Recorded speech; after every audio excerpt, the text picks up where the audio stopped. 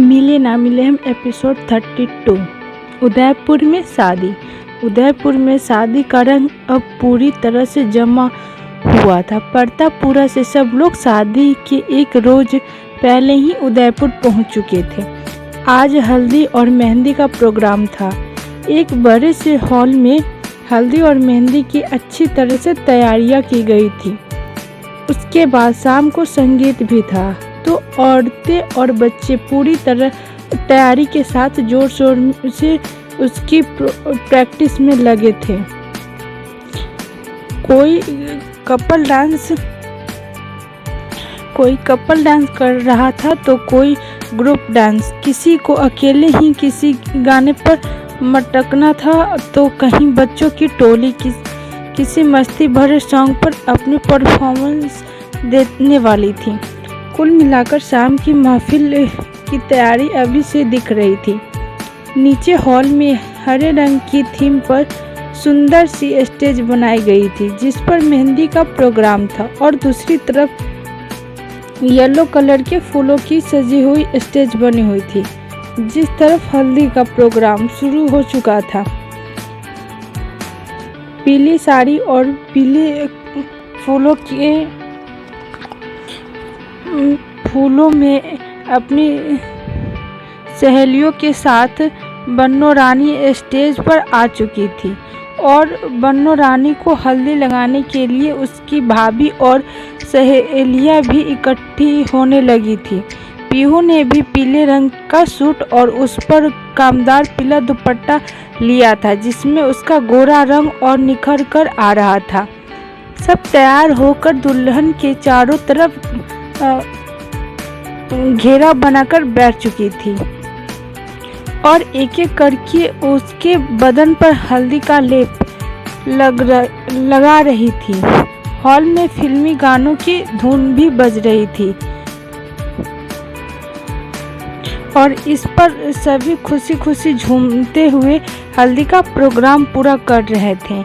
पीहू सबके बीच बैठी तो थी, पर आज की लड़कियों में जो जो उत्साह होता है वह उसके अंदर कभी भी नहीं दिखता। वह सबसे अलग, सबसे जुदा, किसी खामोश झील की तरह कुर्सी पर एक तरफ बैठी हुई थी।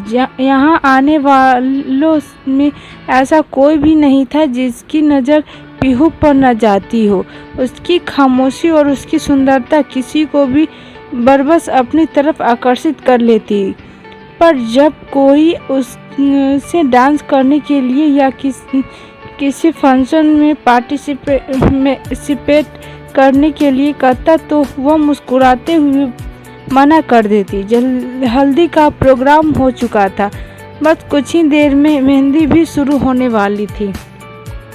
हाँ, मेहंदी का तो पीहू को बचपन से ही शौक रहा है और ऐसा कभी नहीं हुआ कि उसने मेहंदी लगाई ना हो और अपने अर्जुन का नाम लगाई हो और उस पर अर्जुन का नाम न लिखवाया हो।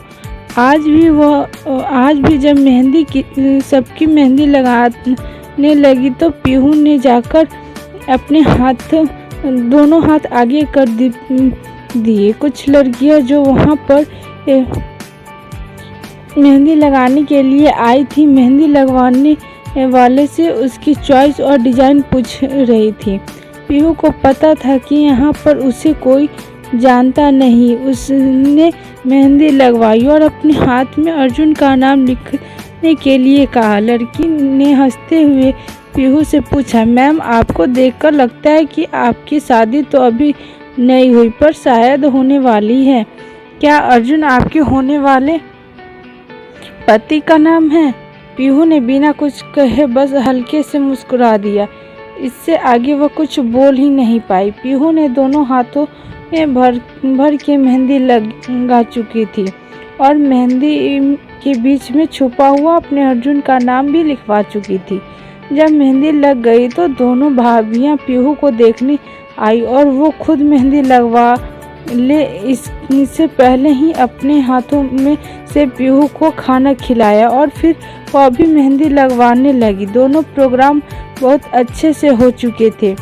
अब बस कल शादी थी। रात को 12 से 1 बजे तक सभी अपने अपने कमरों में जाकर आराम करने लगे, लेकिन शादी दोपहर में ही थी और रात को रिसेप्शन था, जिसका मेहमानों के लिए स्पेशल टाइम दिया गया था। शादी में सिर्फ घर के लोग ही शामिल होने वाले थे। अपने हाथों की मेहंदी देखते हुए पीहू नींद की आगोश में आ चुकी थी। पीहू जब सुबह उठी और अपने हाथों की मेहंदी को देखा तो रंग देखने लायक था। सुर्ख लाल हाथ पर बने हुए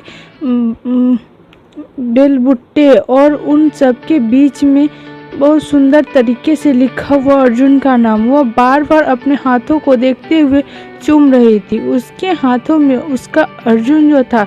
सुबह से दोपहर हुई और धीरे धीरे शादी की सारी रस्में पूरी हो चुकी थी। अब तक दोपहर के 3 बज चुके थे। खाना खाकर सबने कुछ देर आराम किया और कमरे में जाते हुए सबको बता दिया गया था कि शाम को 8 बजे रिसेप्शन शुरू है, तो बस हॉल में सब लोग ठीक समय पर पहुंच जाए। अब रात में रिसेप्शन भी शुरू हो गया था।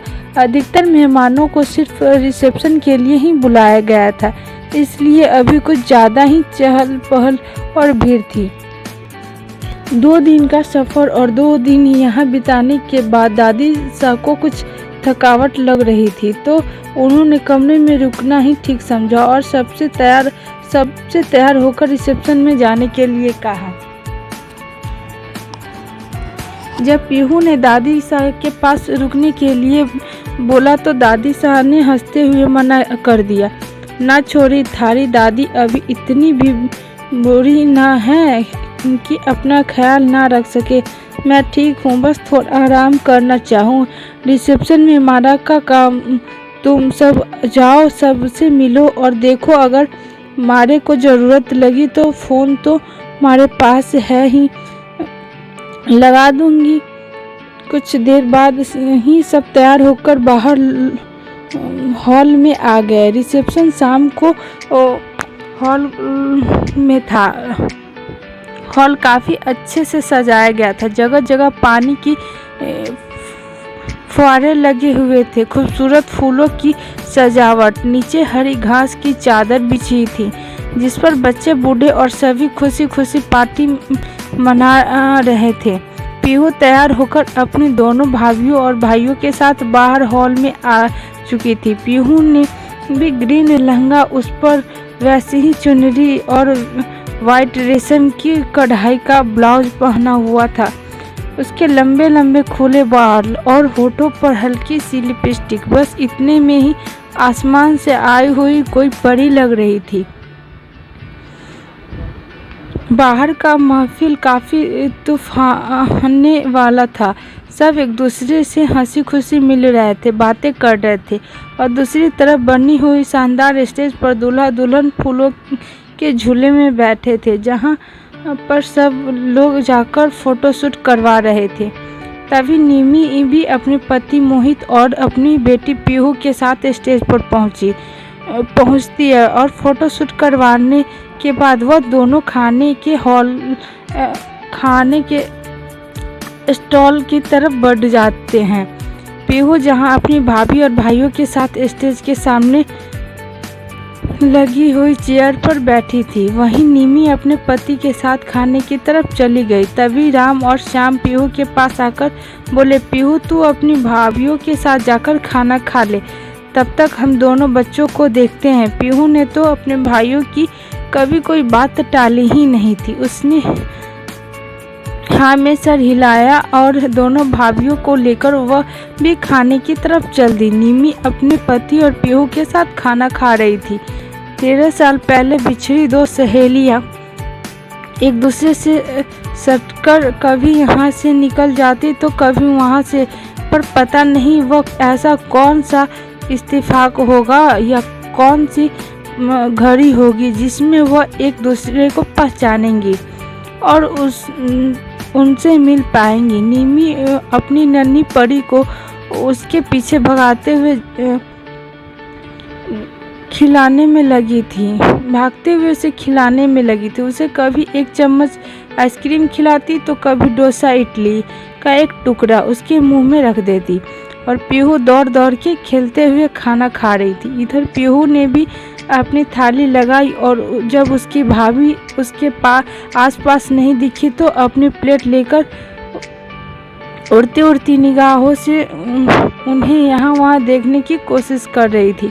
भीड़ भाड़ काफ़ी थी तो ऐसे में एक दूसरे को मिलना इतनी जल्दी नहीं हो पाता था। पीहू इस बड़े राउंड के 2 चक्कर लगा चुकी थी। उसके हाथ में खाने की थाली और उसके कंधे पर लहराता हुआ दुपट्टा। वह कभी इधर देखती तो कभी उधर। पीहू का ध्यान सामने कम और चारों तरफ ज़्यादा था। उधर निमी की नन्ही पीहू भी सारे राउंड में घूम घूम कर खेलते हुए खाना खा रही थी और निमी उसे एक एक और खिलाने के लिए उसके पीछे भाग रही थी। जब पीहू को अपनी भाभियाँ नहीं दिखी तो वह एक जगह खड़े होकर चुपचाप खाना खाने लगी। लेकिन नन्ही पीहू कहाँ चुप रहने वाली थी। अपने छोटे छोटे पैरों से भागती हुई आई और पीहू से टकरा गई, वहीं जमीन पर लुढ़क गई। जब पीहू ने देखा कि एक नन्ही सी बच्ची उससे टकरा कर गिर गई और रोने लगी तो उसने जल्दी से अपनी प्लेट नीचे रखते हुए उसे गोदी में उठाया और उसको चुप कराने की कोशिश करने लगी। गोदी में लेकर पीहू आसपास देख रही थी कि यह बच्ची किसके साथ है। जब कोई नहीं दिखा तो वह वहीं पर पड़ी हुई चेयर पर पीहू ने उस बच्ची को बैठाया और खुद भी बगल में बैठ गई। कभी वहाँ की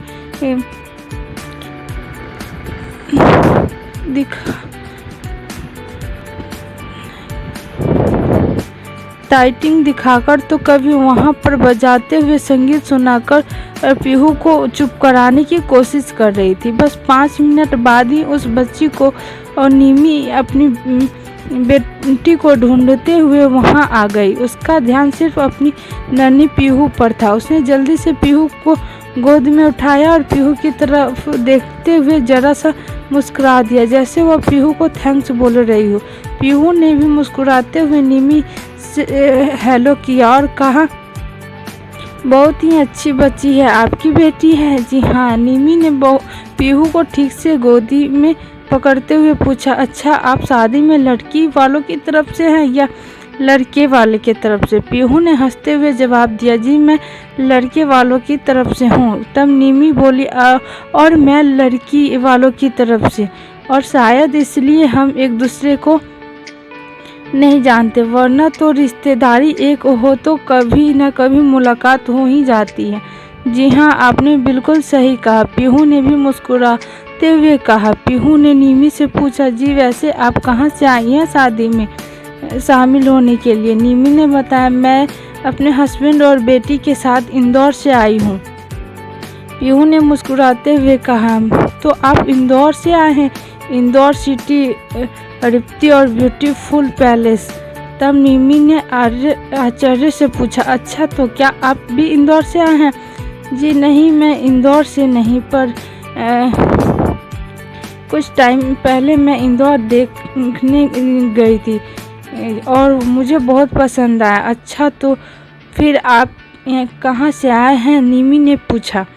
जी मैं इससे पहले कि पीहू कुछ बोल पाती, पीहू को निमी ने ठीक पीछे थोड़ी ही दूर पर अपनी भाभियाँ दिखाई दी, जिन्हें पीहू पिछले 1 घंटे से ढूंढ रही थी। और निमी से एक्सक्यूज मी कहते हुए पीहू आगे बढ़ गई। तब निमी ने उसे आवाज़ लगाई, पर आप अपना नाम तो बताइए। जी नंदिनी नाम है मेरा, और वह यहाँ से चली गई। निमी ने जब उसे देखा एक अजीब सी फीलिंग हो रही थी और उसकी आंखें कुछ जानी पहचानी जैसी, उसकी आंखों में कुछ ऐसा था जो निमी जानती थी। पर क्या निमी सोच जा रही थी, किसी अजनबी से मिलकर मैं इतना अट्रैक्ट क्यों हो रही हूँ? वो शायद वो लड़की ही थी, इतनी प्यारी और खूबसूरत कि वह किसी को भी अपनी और अट्रैक्ट कर दे। निमी की गोद में पीहू थी, पर फिर भी उसकी निगाहें नंदिनी को ही ढूंढ रही थी। एक बार फिर वह नंदिनी से बात करना चाहती थी। निमी ने कोशिश भी की कि कम से कम वो यह तो जान ले कि वह कहाँ से आई है। पता नहीं क्यों कुछ ऐसे होते हैं जो एक बार मिलने के बाद ही अपनी छाप अगले पर छोड़ जाते हैं, और कुछ यही फीलिंग्स उससे नंदिनी के साथ हो रही थी। निमी की आंखें नंदिनी को ढूंढ रही थी, पर दोबारा उसे नंदिनी नहीं दिखी। आखिर वह कितना इंतजार करती। खाना खत्म करके पीहू को लेकर वह मोहित के पास चली गई। क्या निमी और पीहू में बात हो पाएगी? क्या वो एक दूसरे के बारे में जान पाएंगे? आगे की कहानी जानने के लिए सुनिए मिले ना मिले हम एपिसोड 33। तब तक के लिए इतना ही। जय हिंद, जय भारत।